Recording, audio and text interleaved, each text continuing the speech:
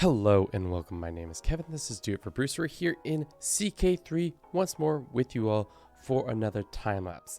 This time, going back into the vault to grab another idea that we've done this year just to see how well the AI can do with a shattered world that also has 100% development across each and every county in the game. So now we've put everybody on an equal footing.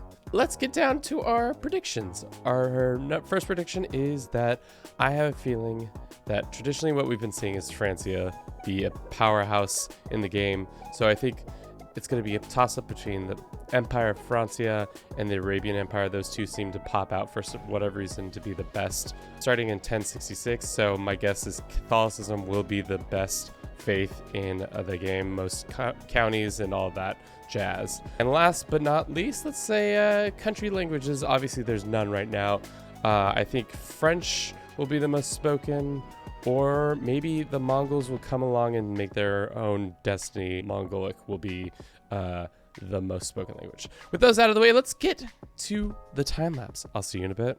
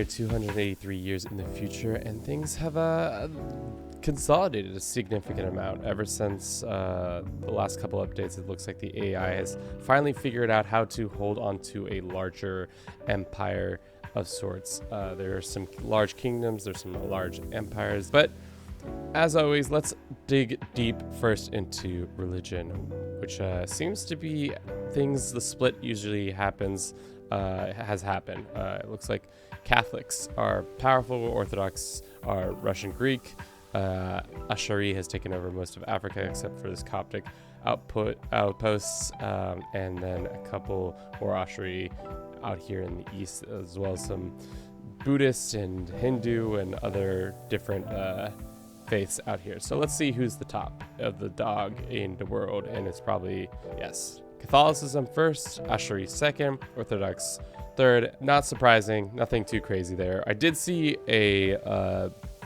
Biddic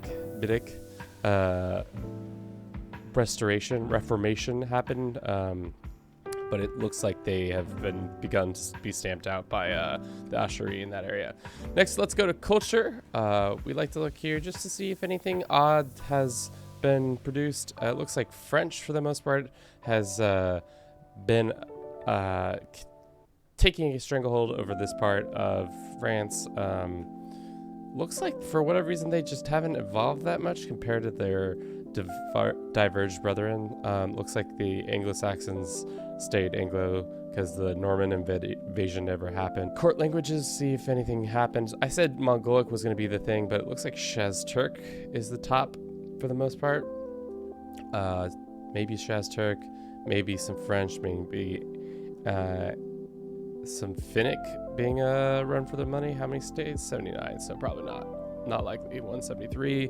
Arabic, it's probably Arabic, to be honest. Shaz Turk's Arabic, maybe Greek. The most powerful states in the world, just do some digging on those and see what that's all about. Usually we see probably the couple empires. I thought I said it was going to be a toss-up between the Arabian Empire, which it looks like they are one of the more powerful ones. 212,000 troops compared to their French counterparts, who only have 130 right now, but that's probably because they're fighting this war. I also wanted to see, I saw them explode for a second, and then they got back together, so let's see what that happened there. Looks like their king made it in pretty much 1300. Our boy Yakub has done it. Destroyed it, or inherited it, destroyed it, and got it back. What a guy.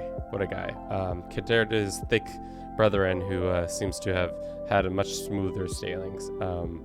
Seems like he comes from a long line of Saint Menholds. This is silly that they just make a bunch of little empires all over this little map. So like everybody else has these nice clean lines for the most part, except for this Iberian Peninsula has its lands divided between 1, 2, 3, 4, 5 empires. All in all, what did we learn? We're playing this on speed 4 just to see if there was a major difference in the AI's decision making. And for the most part, it looks like they are, I can't say there's a clear difference, but feels like there's a little more empires that are put together, but that also could just be due to the amount of development each county has, providing each one. But I was also surprised not to see the Mongols come in and just decimate. It looks like from what I saw, they kind of just petered out. Let's see what came in, died at the ripe old age of 47. So he only really lasted 11 years. He comes in at the age of 36. So very quick death under suspicious circumstances. And then his son inherits it. Doesn't have the Great Khan title. So that's why it seems like their empire just fell apart so quickly without much fight. I think all in all, that's all we have for you today. Thank you so much for watching this. If you enjoyed this, don't forget to comment, like, and subscribe. And as always, have a good rest of your day, and have a good rest of your year. I'll probably talk to you in the new year. Ciao.